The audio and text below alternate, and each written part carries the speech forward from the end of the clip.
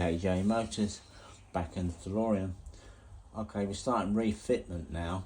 So just something to show you, these are the new lower arms that are obviously going to be fitted. This is the support kit to stop the lower arm moving around so much. Okay, they're handed, as you can see. Okay, the one with the shallower bend is the one that goes to the front. I've marked it up to there, and the other one goes to the other side, obviously. Okay, also we're changing the bushes just to show you the old bushes, how worn they are. That also had a collar on the inside, like so. Now they've been modified by DeLorean Go. There's the part number. They have the metal insert built into the rubber bush now to stop them separating. It's a lot better design. So we'll be fitting them up. Right, I'm going to get that fitted on, get that all bolted loosely, and then carry on from there. So I'm going to get that done and come back to the video. Thank you. Okay, we've got the lower arm on.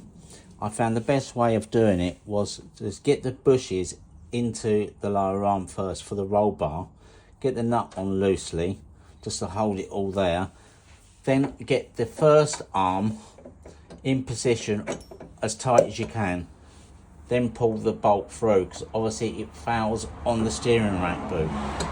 So get that through, then push the whole arm in and slide the bolt in. That will go through nicely into the other side. And we've got the other support on the other side as well. Loosely got the bolt in there. Obviously that have to come out because the shock absorber goes through there. Okay, one thing I have found is that if the movement comes up high, it's going to rub onto this air conditioning pipe, that support arm. So I'm going to have to do something about that. I have to move this pipe in some way, or put another piece of rubber over the top of that so it can rub on it, but I'll try and get it out the way. Okay, I'll get the spring on and get back to it. Okay, we've got all that assembled now. So we've got the spring back on the mark, just to make sure that's in the same position. That's all good. Right, we had some trouble getting the bolt through the shock absorber to line it up the other end. Okay, so what I had to do is take the D bushes off the front of the roll bar, taking this side off, and the other side is just loosened. Okay, to get the arm over, to get it all lined up, to get the bolt through there. There was a bit of a gap, so that's now done. Okay, so we're going to put new D bushes on anyway, so that's one of those jobs. Okay, also we've managed to reroute this air conditioning pipe. I think it was actually wrongly routed anyway, but now that's all free where it was trapped up against the other pipe. So that may have just been this car. Okay, that is all done. Next job, I'm going to get the hub back on and the top arm back on as well. Everything is still loose. I'll come back to explain that, why that is, later. Thank you.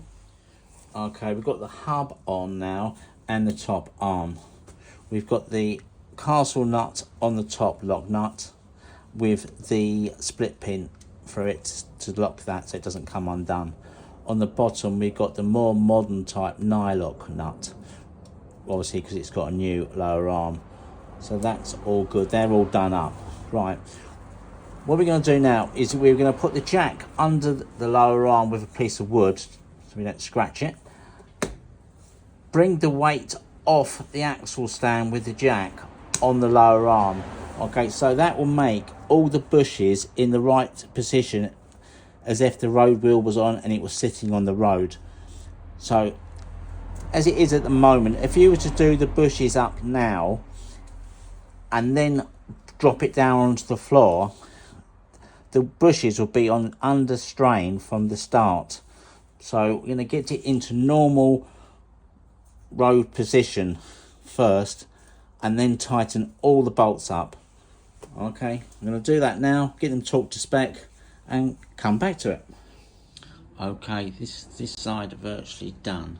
We've got a new bearing in there because it was rough.